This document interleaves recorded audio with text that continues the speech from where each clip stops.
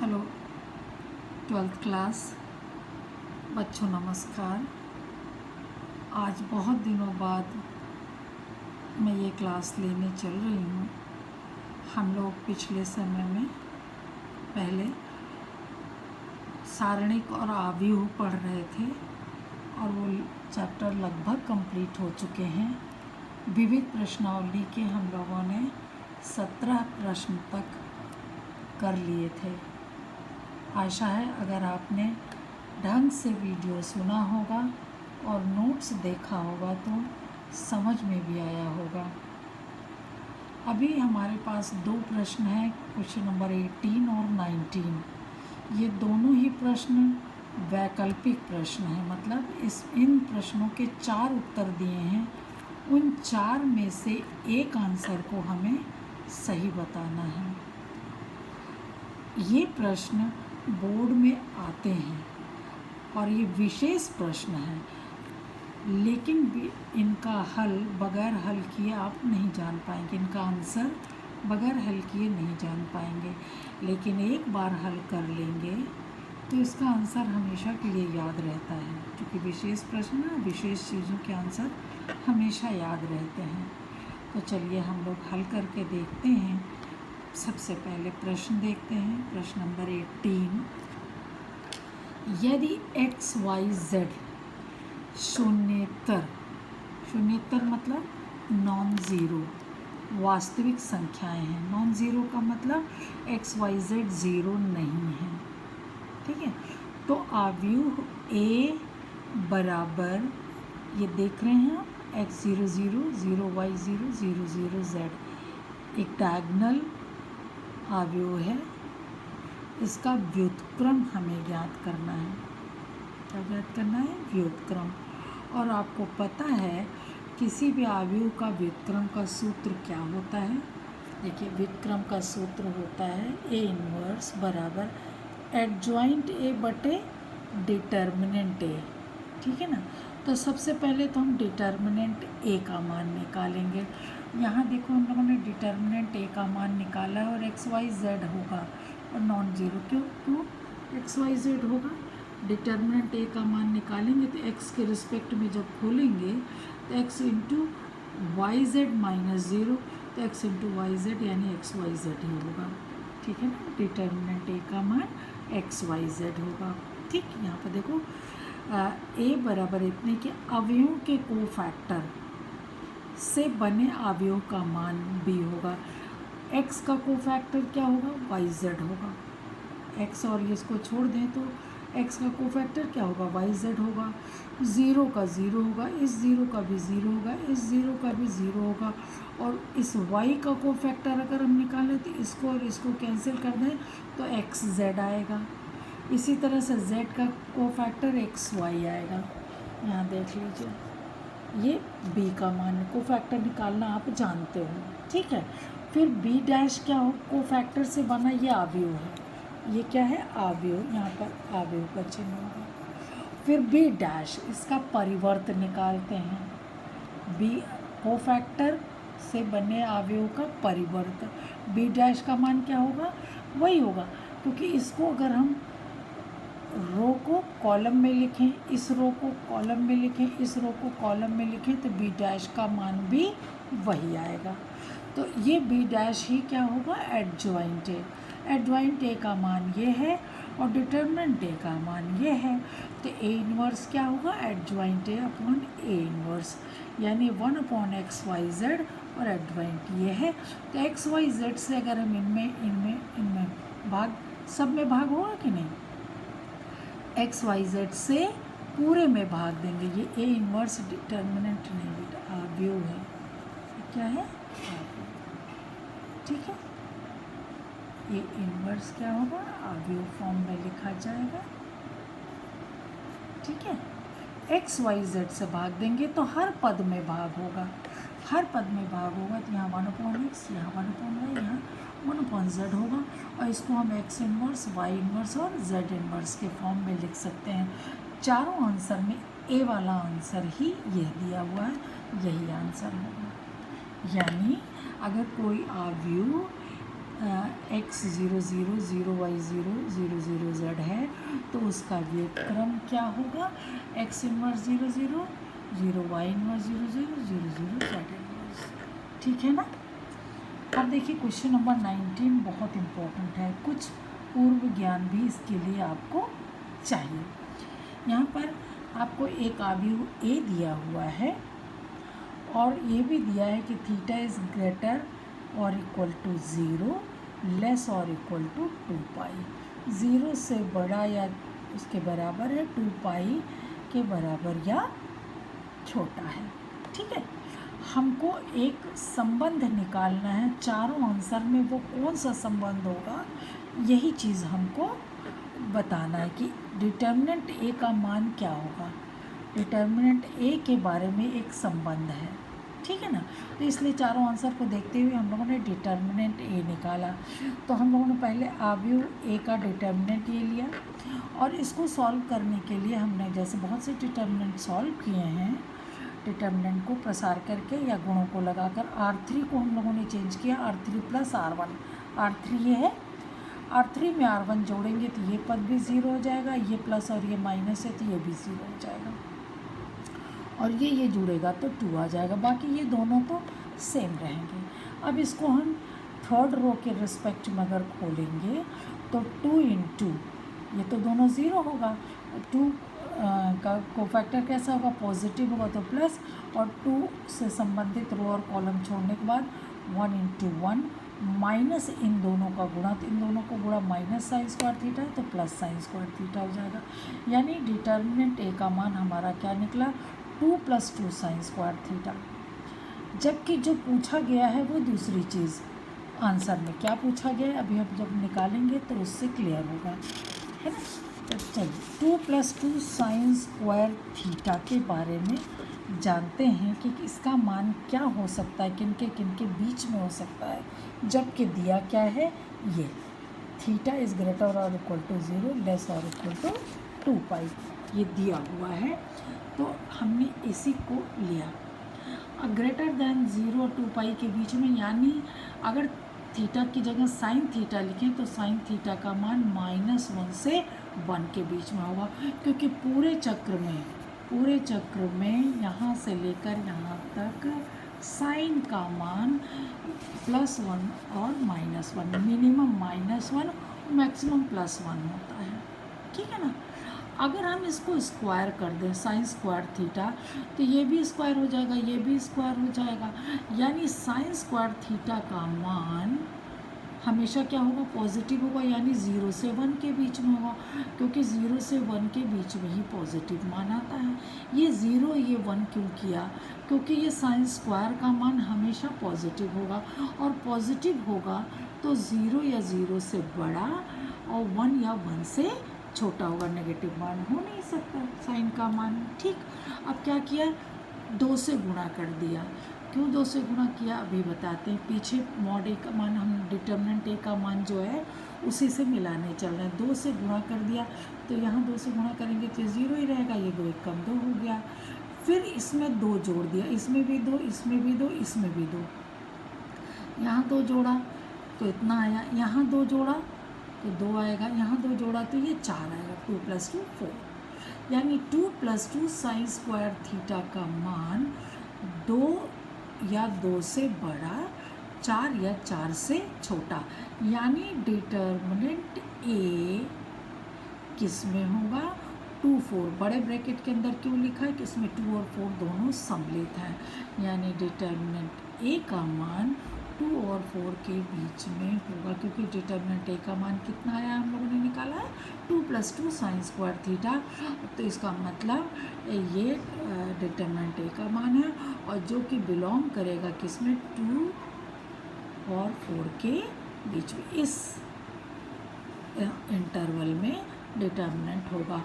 और ये answer D, चारों आंसर में डी आंसर ही ये दिया हुआ है, इसका मतलब डी आंसर सही होगा। बात समझ में आई। ये दोनों क्वेश्चन बहुत इंपॉर्टेंट है, बोर्ड में आ भी सकता है, इसको रट लो कि अगर यही क्वेश्चन आए, क्योंकि वैकल्पिक क्वेश्चन बहुत थोड़े से हैं, अगर उनका आंसर याद है आपको तो उसको सॉल्व करने में समय वेस्ट नहीं होगा और फटाफट आंसर टिक कर सकते हैं। ठीक है बच्चों, चलिए अब हम लोग सांतत्य तथा अवकलनीयता अध्याय 5 पढ़ेंगे। क्या पढ़ेंगे? अध्याय 5। ठीक है बच्चों, अध्याय 5 में सांतत्य समझने के लिए सबसे पहले हम 2 उदाहरण लेंगे। 2 उदाहरण। पहला क्या है, एक फंक्शन पर विचार करें। ये फंक्शन क्या है? f(x) this is equal to 1 यदि x लेस और इक्वल टू 0, और यही f(x) का मान 2 होगा यदि x ग्रेटर दैन 0। यानी x का मान अगर पॉजिटिव होता, 0 छोड़कर 0 से बड़ा मान होता तो x का मान 2 आता, हमेशा 2 आएगा। ठीक है, f(x) बराबर 2। और अगर x का मान 0 या 0 से छोटा है तो f(x) का मान 1 आएगा, है ना। x का मान 0 रखेंगे तो 1, -1 रखेंगे तो 1, -2 रखेंगे तो 1, -3 रखेंगे तो 1। यानी x का मान 0 रखा तो कितना मान आया? 0, क्योंकि 0 पर 1 है, तो इसीलिए इसको कलर कर दिया, डॉट बना दिया। और 0 से इस तरफ जब छोटा मान है, लेफ्ट हैंड में नेगेटिव मान होते हैं ना, तो सब के लिए f(x) का मान कितना है? 1, 1, 1। यानी एक क्या होगी? x एक्सिस के पैरेलल, वो भी नेगेटिव x एक्सिस की तरफ। ठीक है, अब देखिए, अगर x ग्रेटर दैन 0 लेकिन 0 नहीं है, अगर x बराबर 0 ले लें तो 2 आएगा, लेकिन 0 नहीं है, तब उसके लिए 2 मान आ रहे हैं, यानी 0 पर मान डिफाइंड नहीं है, इसलिए इसको ओपन गोला बनाया है।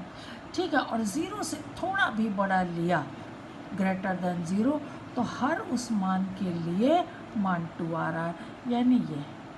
ठीक, ये दोनों ग्राफ आपने देखे कैसे खींचे गए इस फंक्शन के लिए, ये ग्राफ आपको समझ में आया? ठीक, अब ज़रा दूसरा ग्राफ देखते हैं। फंक्शन f(x) बराबर 1 यदि x is not equal to 0। ठीक है, और f(x) बराबर 2 यदि x इज़ इक्वल टू 0। यही फंक्शन है, लेकिन थोड़ा सी कंडीशन फ़र्क कर दी है। 1 क्या है? जबकि 0 नहीं है मान, और 2 है जब x बराबर 0। तो x बराबर 0 पर तो मान आया 2, ये 1 और ये 2, इसको हमने डॉट से दिखाया है। और अगर x का मान 0 नहीं है तो x का मान 1 है। 0 नहीं है छोड़कर, अगर मान लो 0 पर 1 होता तो 1 नहीं है, इसलिए इसको ओपन गोला बनाया। लेकिन 0 से बड़ा, चाहे पॉजिटिव हो और चाहे छोटा हो, नेगेटिव मान हो, हमेशा f(x) का मान क्या आ रहा? 1। तो ये भी आपको ग्राफ समझ में आया होगा। अब ज़रा देखिए, इन दोनों ग्राफ को देखिए, क्या इस ग्राफ को, इस लाइन को बिना पेंसिल उठाए आप खींच सकते हैं? क्योंकि यहाँ पर तो पॉइंट नहीं है, इधर खींचेंगे तो अलग, इधर खींचेंगे तो अलग, यहाँ पर आपको पेंसिल उठानी पड़ेगी। ठीक इसी तरह यहाँ पर भी इसके लिए खींचेंगे f(x) तो इधर खींचना पड़ेगा, इसके लिए इधर खींचना पड़ेगा। यानी ये f(x) अगर हम खींचना चाहें तो बगैर पेंसिल उठाए हम इसको नहीं खींच सकते हैं, है ना। तो इसका अर्थ क्या है? इन दोनों उदाहरणों से स्पष्ट है कि f(x) का ग्राफ खींचने के लिए कलम को उठाए बिना नहीं खींच सकते, अतः x बराबर 0 पर दोनों फलन संतत नहीं, यानी कंटिन्यूअस नहीं है। अतः हम कह सकते हैं कि एक अचर बिंदु पर कोई फलन संतत है यदि उस बिंदु के आसपास फलन के आलेख को हम कागज़ की सतह से कलम उठाए बिना खींच सकते हैं। कंटिन्यूअस कब होगा? जब हम उस किसी पॉइंट पर, किसी विशेष बिंदु पर वो फंक्शन कंटिन्यूअस होगा, जबकि उस विशेष बिंदु के लेफ़्ट और राइट के किसी भी पॉइंट को और उस बिंदु पर भी हम बिना पेन उठाए ग्राफ को खींच सकें। ठीक है, परिभाषा। मान लीजिए कि f वास्तविक संख्याओं के किसी उपसमुच्चय में परिभाषित एक वास्तविक फलन है और माना f के प्रांत में C एक बिंदु है तब F बिंदु C पर संतत है यदि limit x tends to C fx बराबर fc। fx का लिमिट राइट और लेफ्ट में और fc दोनों मान बराबर हों तो वो फंक्शन x बराबर c पर कंटिन्यूअस होगा या संतत होगा। यही है कंटिन्यूटी की परिभाषा। ठीक, विस्तृत रूप से, ये आपको लिखना नहीं होगा, खाली समझने के लिए। विस्तृत रूप से यदि x बराबर c पर बाएं पक्ष की सीमा, लेफ्ट हैंड लिमिट आप लोगों ने फर्स्ट ईयर में सीखा है, अभी वैसे हम कई बार आपको बताएंगे, और दाएं पक्ष की सीमा तथा फलन के मान का यदि अस्तित्व है और ये सभी एक दूसरे के बराबर हों, अस्तित्व हो लेकिन बराबर ना हो तो भी नहीं होगा, अस्तित्व भी हो और ये सभी बराबर हों तो x बराबर c पर f कंटिन्यूअस कहलाता है। x बराबर c को ही हम फलन की सीमा भी कहते हैं। एक दूसरी तरह से भी परिभाषा दी गई है कि एक फलन x बराबर c पर संतत है यदि फलन x बराबर c पर परिभाषित है और यदि x बराबर c पर फलन का मान x बराबर c पर फलन की सीमा के बराबर है।